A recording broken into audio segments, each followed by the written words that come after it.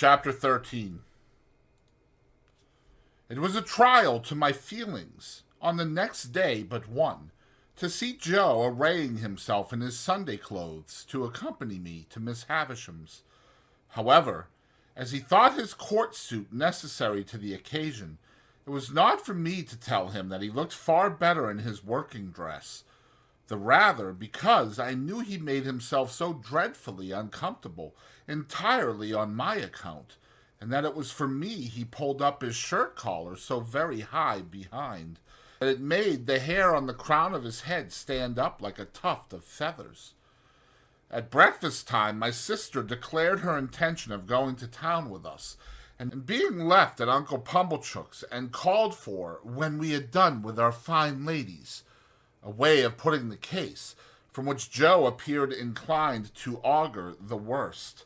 The forge was shut up for the day, and Joe inscribed in chalk upon the door, as it was his custom to do on the very rare occasions when he was not at work, the monosyllable "hout," accompanied by a sketch of an arrow supposed to be flying in the direction he had taken.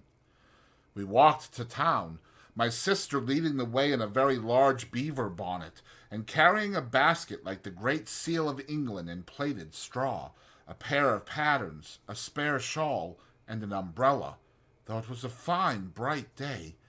I am not quite clear whether these articles were carried penitentially or ostentatiously, but I rather think they were displayed as articles of property, much as Cleopatra or any other sovereign lady on the rampage might exhibit her wealth in a pageant or procession.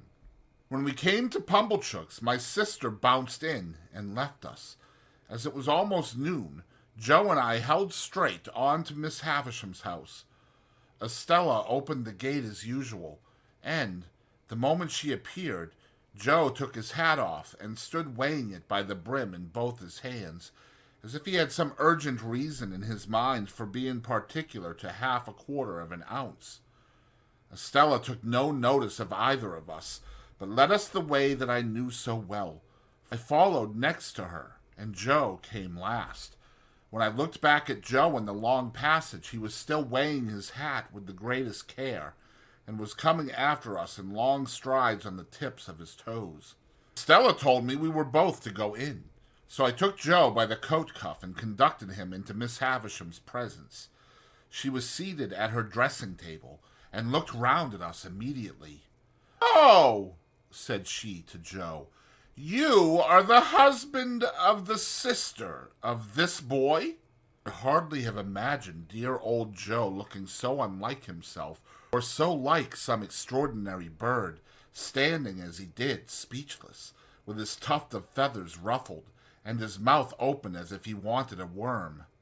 "You are the husband," repeated Miss Havisham, "of the sister of this boy?" It was very aggravating, but throughout the interview, Joe persisted in addressing me instead of Miss Havisham.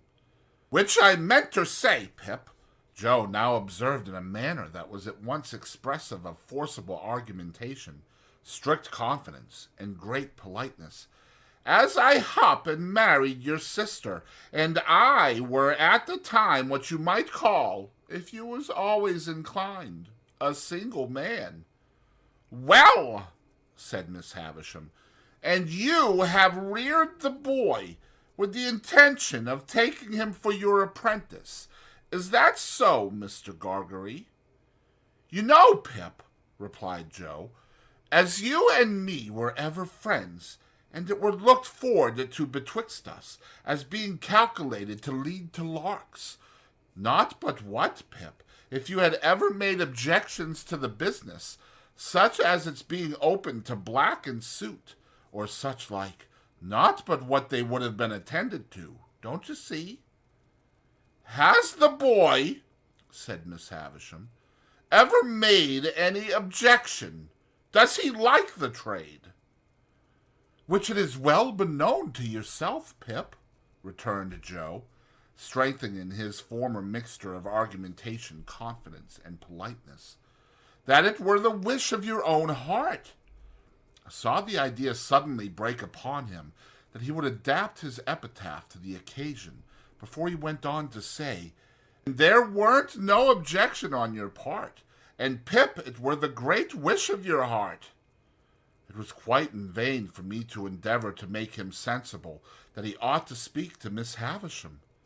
The more I made faces and gestures to him to do it, the more confidential, argumentative, and polite he persisted in being to me.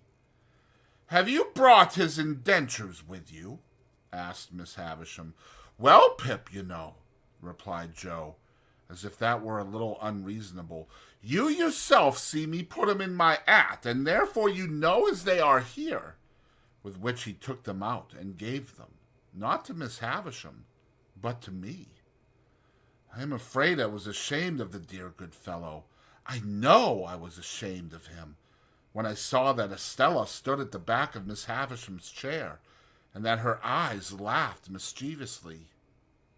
I took the indentures out of his hand and gave them to Miss Havisham. "You expected," said Miss Havisham, as she looked them over, "no premium with the boy." "Joe," I remonstrated, for he made no reply at all, "why don't you answer?" "Pip," returned Joe, cutting me short as if he were hurt, "which I meant to say that were not a question requiring an answer betwixt yourself and me, and which you know the answer to be full well no. You know it to be no, Pip, and wherefore should I say it?" Miss Havisham glanced at him as if she understood what he really was better than I had thought possible, seeing what he was there, and took up a little bag from the table beside her. "Pip has earned a premium here," she said, "and here it is. There are 25 guineas in this bag. Give it to your master, Pip."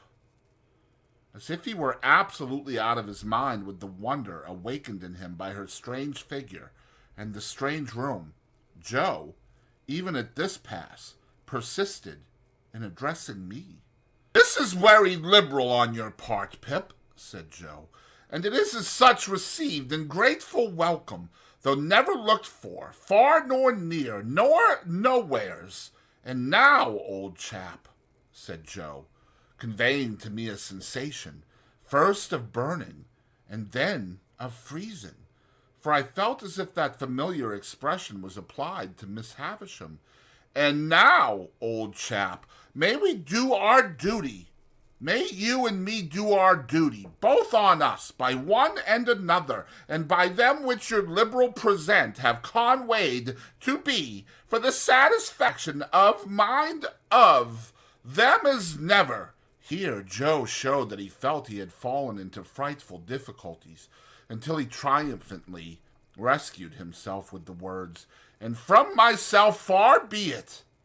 These words had such a round and convincing sound for him that he said them twice. "Goodbye, Pip," said Miss Havisham. "Let them out, Estella." "Am I to come again, Miss Havisham?" I asked. "No. Gargery is your master now.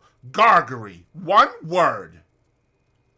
Thus calling him back as I went out of the door, I heard her say to Joe in a distinct, emphatic voice, "The boy has been a good boy here, and that is his reward. Of course, as an honest man, you will expect no other and no more." How Joe got out of the room, I have never been able to determine, but I know that when he did get out, he was steadily proceeding upstairs instead of coming down, and was deaf to all remonstrances until I went after him and laid hold of him. In another minute we were outside the gate, and it was locked, and Estella was gone. When we stood in the daylight alone again, Joe backed up against a wall and said to me, "Astonishing!" And there he remained so long, saying, "Astonishing!" at intervals so often that I began to think his senses were never coming back. At length he prolonged his remark into, "Pip, I do assure you this as astonishing," and so, by degrees, became conversational and able to walk away. I had reason to think that Joe's intellects were brightened by the encounter they had passed through, and that on our way to Pumblechook's he invented a subtle and deep design. My reason is to be found in what took place in Mr. Pumblechook's parlor, where, on our presenting ourselves, my sister sat in conference with that detested seedsman. "Well," cried my sister, addressing us both at once, "and what's happened to you? I wonder you condescend to come back to such poor society as this. I am sure I do." "Miss Havisham," said Joe, with a fixed look at me, like an effort of remembrance, "made it very particular that we should give her—" "Were it compliments or respects, Pip?" "Compliments," I said. "Which that were my own belief," answered Joe. "Her compliments to Mrs. J. Gargery. Much good they'll do me," observed my sister, but rather gratified too. "And wishing," pursued Joe, with another fixed look at me, like another effort of remembrance, "that the state of Miss Avisham's health were sich as would have allowed, were it, Pip?" "Of her having the pleasure," I added. "Of ladies' company," said Joe, and drew a long breath. "Well," cried my sister, with a mollified glance at Mr. Pumblechook, "she might have had the politeness to send that message at first, but it's better late than never. And what did she give young Rantipole here?" "She give him," said Joe, "nothing." Mrs. Joe was going to break out, but Joe went on. "What she give," said Joe, "she give to his friends, and by his friends were her explanation. I mean into the hands of his sister, Mrs. J. Gargery. Them were her words. Mrs. J. Gargery. She mayn't have knowed," added Joe, with an appearance of reflection, "whether it were Joe or George." My sister looked at Pumblechook, who smoothed the elbows of his wooden armchair, and nodded at her and at the fire, as if he had known all about it beforehand. "And how much have you got?" asked my sister, laughing, positively laughing. "What would present company say to £10?" demanded Joe.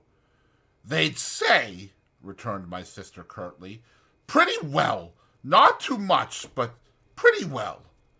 "It's more than that, then," said Joe.